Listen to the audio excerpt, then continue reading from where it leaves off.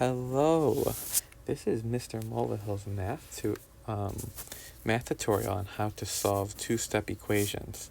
That's what we did in December, and it is a very good skill to have this year and in the years beyond.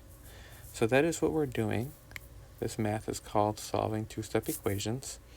Before we get to the goal and the steps and some practice, just quick little review here. Opposites in math. The opposite of plus is minus. That's important to know for this. The opposite of minus. So the opposite of minus is plus. The opposite of multiply is divide. And the opposite of divide is multiply. So it's definitely important to know what the opposite of something is as we do these equations. So, what is solving equations and what are we trying to do? So the goal of solving an equation is this. Get x by itself to see what it equals. Say you have something like this. X plus 7 equals 10. We'd want to see what x equals that will make this equation true. We don't really know what it equals.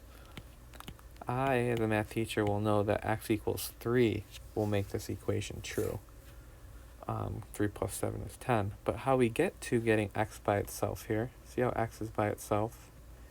And we find out what x equals, 3. That is what we're trying to do. That is our goal. Get x by itself and see what number it equals. Okay, so how do we do that? If we look here at this owl here, he's very watchful, and that's really the first step we're doing is we got to find the variable, which is really just a letter, like x or y or t, whatever. Find the variable and the side it is on. Okay, so if we look over here in this equation, we want to find the variable and the side that it is on. Well, here's the variable. It's a letter. And it's if you were to draw a line, which sometimes we do, it's on the left-hand side. The variable is on the left-hand side. So we're just playing I Spy in that first step. We found the variable, which is right here, and it's on the left-hand side. Okay, on to step 2. Get rid of the number not attached to the x. How? Do the opposite. Okay. So get rid of the number not attached to the x. That would be this 3. The 3 is the number not attached to the x on the x's side, on the left-hand side. So how do we get rid of that 3 so we can accomplish our goal and find what x equals? Well, we're going to do the opposite.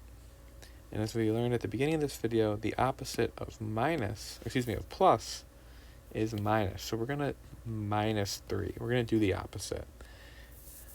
Because 3 minus 3 is 0. And that, since it's 0, it goes away. It's gone. We got rid of it. And all that is left now is 4x. Now, x isn't by itself yet. There's still that 4, but at least we're closer to that goal. We've stripped away. We've gotten rid of the 3. Now, to be fair, getting rid of the 3 is all fine, but what you do to one side, you have to do to the other to maintain the equality, or else the equation becomes unbalanced. We want to keep it balanced, so we do minus 3 to the other side. 23 minus 3 is 20. So now we've done step 1, we found the variable. We just did step 2 by doing the opposite, minus 3. Now we're on the last step and we'll be done. It says get rid of the number attached to the x. So now we're going to get rid of the number that's directly attached to the x. That would be the 4. Now, the question, how do the opposite? Okay, so what's the opposite here? Well, are we dividing the 4 and the x right now? Or are we multiplying? We're actually multiplying. There's an invisible multiplication sign when a number and a letter are next to each other. So we're multiplying, so we got to do the opposite of that. Divide. We're going to divide by 4. What you do to one side, you got to do to the other.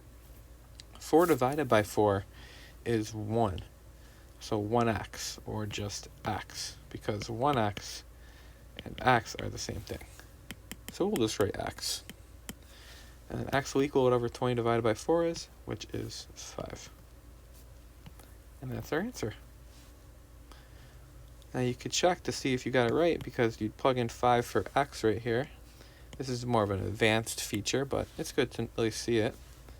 You could plug in the 5 for the x, 4 times 5 plus 3, see what it equals. Does it equal 23?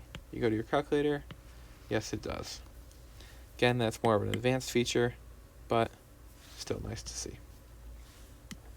Okay, there are 2 practice questions here. They're actually in one of our assignments, so if you want to try those, pause the video, you can try those, and then I will reveal the answer. Okay, so following the steps right there, we're going to find the variable, like an owl. It's right there, and it's on the left-hand side. So we're going to get rid of the number not attached to the x. That's this minus 5. We're going to do that by doing the opposite, because we know that negative 5 plus 5 is 0, and that makes those things go away. So we're just left with 10x equals, well, what you do to one side, you got to do to the other. So 75 plus 5 is 80. And we're so close. X is almost by itself, but we still have that pesky 10 with it. So we got to do the opposite to get rid of that. So we'll divide by 10. What you do to one side, you do to the other. We're dividing because right now it's being multiplied, and we have to do the opposite. So x will equal 8.